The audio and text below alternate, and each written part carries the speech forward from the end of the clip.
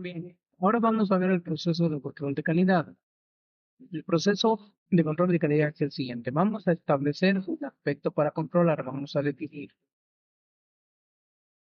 Posteriormente vamos a establecer las mediciones que se van a desarrollar, vamos a establecer los estándares de rendimiento que queremos tener, vamos a medir el rendimiento actual, vamos a comparar con los estándares anteriores que hemos predefinido y por supuesto, si en el caso de que sea necesario, vamos a tomar acciones si es que no está dentro de los estándares y si está dentro de los estándares, por supuesto, vamos a seguir midiendo el rendimiento del proceso. ¿Cómo vamos a establecer el aspecto para controlar? Cada una de las cualidades del producto, servicio o proceso se convierte o contiene un aspecto para controlar, por supuesto, y tenemos varios. Sin embargo, las fuentes de las que nacen estos aspectos son estándares de gobierno industriales, requisitos o necesidades del cliente, necesidades de evitar sucesos o efectos no deseados, accidentes, desperdicios, pérdidas de dinero, etcétera. Posteriormente vamos a establecer las mediciones. El siguiente paso del anterior determinado quiere decir que vamos a hacer o vamos a implementar las mediciones identificando lo siguiente, las frecuencias, cada cuánto vamos a realizar la medición al parámetro, qué medios vamos a utilizar o qué equipos, qué herramientas, quiénes van a ser los responsables, dónde vamos a registrar los resultados, cómo se van a informar estos a los niveles superiores, etcétera, etcétera. Posteriormente, para establecer los estándares de rendimiento, que es la etapa en la cual vamos a establecer los objetivos o metas. ¿Qué quiere decir? Vamos a establecer los parámetros de medición, las tolerancias, por cuánto puede salirse de la especificación. Siempre tiene que haber cierta tolerancia.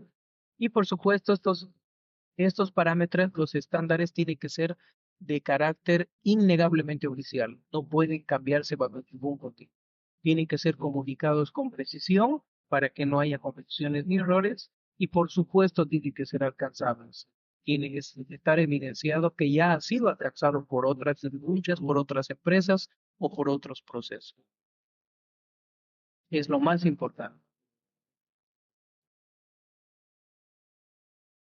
Posteriormente, para medir el rendimiento actual, vamos a aplicar métodos y medios determinados para obtener resultados. Estos métodos y medios determinados, por supuesto, tienen que ser establecidos por la organización y va a depender del servicio o producto. Posteriormente, comparamos con los estándares mediante el análisis de la información obtenida con los goles, metas o objetivos trazados. Y si es necesario, por supuesto, si es necesario, vamos a tomar una acción, la cual nos va a dar nuevo, un nuevo estado del proceso en el cual vamos a estar nuevamente dentro de parámetros de control y vamos a lograr llegar a los estándares. Para esto, por supuesto, tenemos que ajustar algún equipo, algún proceso, aumentar la velocidad, reducir la velocidad, etcétera. Se toman acción.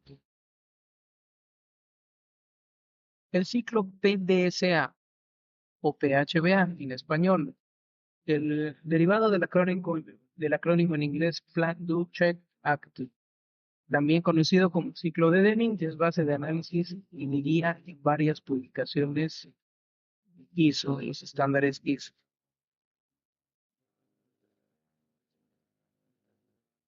La etapa de planificación es en la que se definen los alcances, requerimientos, recursos, responsabilidades, plazos, objetivos, etcétera, etcétera. Vamos a planificar qué es lo que necesitamos. En la etapa de hacer, se implementan o se ponen en marcha toda la planificación previa programada durante un lapso determinado de planificación.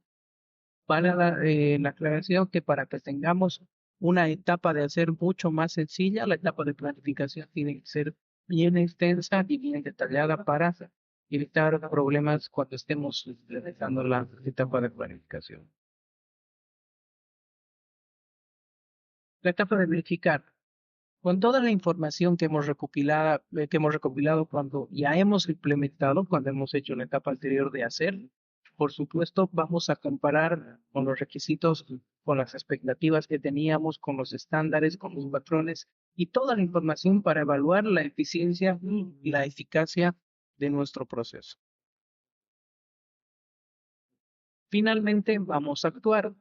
Después de tener toda la información y los resultados obtenidos, en la etapa de verificación vamos a establecer cambios, mejoras, acondicionamiento, vamos a agregar, vamos a sustraer algún proceso, de algún paso en el desarrollo del producto o del servicio y así el sistema de gestión de votar su propósito vamos a mejorarlo continuamente. Este es un ciclo que se debe hacer y se lo debe implementar continuamente.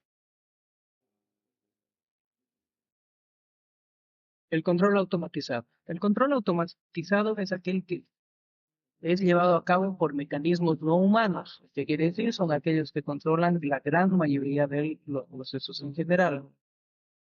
Por supuesto, pueden ser supervisados por un operador, por un operador humano, sin embargo, no son directamente aplicados por el mismo. Por supuesto, es la ventaja de de los controles automatizados es que pueden ser procesos críticos en la cadena productiva o en el servicio. La pirámide de control. Los aspectos para controlar se acrecientan en número y el número de cosas a controlar es aún mayor. Vale decir, tenemos catálogos publicitarios, tenemos listas de precios enviadas multiplicadas por el número de ítems en cada uno, tenemos las ventas realizadas multiplicada por el número de ítems en cada venta, tenemos la cantidad de productos procesados multiplicado por el número de las características de calidad, tenemos controles de costo, controles de inventario, desarrollo de procesos, etcétera, etcétera. Como podemos ver, las características cada vez se hacen más grandes. Según un jurado, una compañía de 350 empleados contempla aproximadamente 1 billón de elementos a controlar. En nuestra conversión, porque 1 billón norteamericano no es lo mismo que 1 billón que conocemos comúnmente en nuestra región en Latinoamérica o del habla hispana, en el cual es 1.000 millones de elementos. Valga la aclaración. Como podemos ver, que los aspectos de control son, están en la etapa inferior del control automatizado porque son la mayor cantidad de parámetros que va a controlar de calidad. El control de la fuerza laboral. Posteriormente tenemos el control por supervisores y de facturas que es mucho menor y por supuesto el control que va a ejercer la gerencia es mucho menor. El control de la fuerza laboral. ¿Es posible delegar controles a los trabajadores? Por supuesto que es factible. ¿Cuáles son las ventajas de delegar el control a la fuerza laboral? Reducimos el tiempo a supervisores y gerencias para planificar y desarrollar. Reducimos el circuito de retroalimentación y proveemos un sentido de propiedad al proceso operativo. Así les damos, los empoderamos a los operadores y son prácticamente dueños del proceso. El control de la alta jerarquía. En el tope hemos visto que de la pirámide que se encuentra del grupo que consiste en los pocos vitales aspectos de control. La alta gerencia controla muy pocos aspectos, pero son aquellos vitales para el negocio, son muy importantes y de los que depende el éxito o el fracaso de la compañía. Las altas gerencias deberían hacer las pocas decisiones vitales, que son muy importantes para la empresa, proveer el criterio de las pocas decisiones vitales del resto, seleccionar. Deberían delegar el resto haciendo el proceso de decisión y provisionando de recursos y herramientas necesarias a los niveles inferiores. Planificación para el control de calidad. La planificación para el control consiste en proveer lo siguiente: el sistema, conceptos, metodología, herramientas, todo para mantener el proceso estable. Muy importante. Para planificar se debe tomar en cuenta lo siguiente: el cliente y sus necesidades. El cliente principal para los sistemas de control de calidad es el personal de la compañía que participa en el control. Dicho personal debe entenderlo bien. La calidad que el cliente necesita, el cliente final, tener un rol bien definido para alcanzar esas necesidades. Cada quien tiene que saber qué hace, cuándo hace. Sin embargo, la mayoría del personal, por supuesto, carece de contacto directo con el cliente final o externo. Es muy importante esto. Para eso, la gerencia, por supuesto, va a proveer la información correspondiente o los departamentos respectivos. Para implementar la planificación al control de calidad, hacemos lo siguiente. Para reducir la brecha que hemos comentado entre la parte operativa y el cliente, proveemos información directa o traducida al personal operativo de las necesidades de nuestros clientes. Se definen las responsabilidades, por supuesto, para alcanzar estas necesidades. Por ejemplo, a nivel de la fuerza laboral vamos a tener metas de control, las cuales son las características del producto y proceso y las especificaciones y procedimientos. A nivel de la alta gerencia va a estar orientado al negocio, la estabilidad del producto y la competitividad de la organización. Los sensores a nivel de la fuerza laboral van a ser tecnológicos y a nivel de la alta gerencia van a ser sistemas de información. Las decisiones a tomar a nivel de la fuerza laboral va a ser si es conforme o no, y a nivel de la alta gerencia va a ser si cumple con las expectativas del cliente o no. Aquí abajo podemos ver en el pie de página la información completada o la bibliografía de la cual se extrae. Conceptos relacionados. Tenemos conceptos de predominancia. ¿Qué es una predominancia? Dentro del concepto de los pocos vitales, actividades o situaciones de vital importancia, pero muy poco numerosos, se genera este concepto. Por supuesto, son los aspectos vitales, son los que predominan dentro de todos los demás, dentro de todas las demás variables de la organización. Predominancia de la configuración o de configuración. Algunos procesos se exhiben de alta estabilidad y reproducibilidad de resultados, como por ejemplo, en el proceso de impresión, el diseño de control debe proveer a la fuerza operativa un alto grado de configuración y validación antes de proceder a la operación. Ejemplo, en el caso de un proceso de reacción química automatizado, es necesario tener configurado el programa y parámetros de proceso antes de iniciar las operaciones en planta.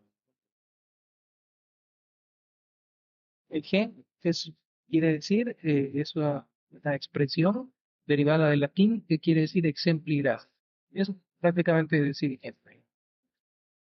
Esta predominancia está íntimamente relacionada con sistemas automatizados o procesos interrelacionados entre sí, que se tenga bien en cuenta esta consideración.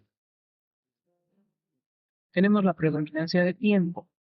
En estas situaciones el proceso es sujeto a cambio progresivo con el tiempo, como por ejemplo, tenemos consumibles, insumos, tenemos procesos de calentamiento, tenemos procesos de transformación en el cual el tiempo es muy importante. En este caso, el diseño de control debe proveer una evaluación del efecto del cambio progresivo del mismo para determinar ajustes o reajustes convenientes. Tomando en cuenta el ejemplo anterior, este tomará un tiempo determinado para concluir la reacción química. Para realizar los controles, en este caso, es necesario saber las condiciones de cambio que se dan con el tiempo para realizar los ajustes convenientes o controles convenientes al proceso. La predominante de componentes.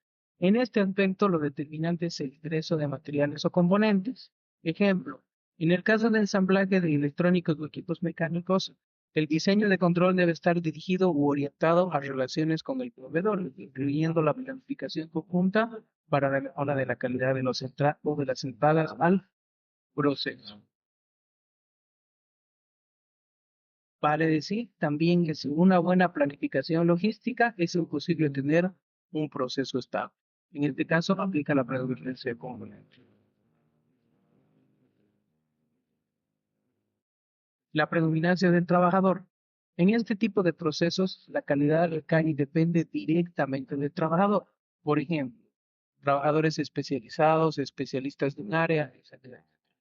El diseño de control debe enfatizar la actitud de evaluación del trabajador, perdón, entrenamiento y certificación y evaluación de errores, entre otros, para reducir el error de los trabajadores. Predominancia de la información. Esta predominancia se basa en una planificación del control orientada a la información disponible. El producto elaborado cambia constantemente y es necesario un sistema informático que provea la información actualizada y precisa para determinar los cambios en los procesos o productos. El mejor ejemplo de este caso es el benchmarking, ya que se evalúan los resultados y se implementa en una estrategia de ventas nuevos procesos, tecnologías o servicios.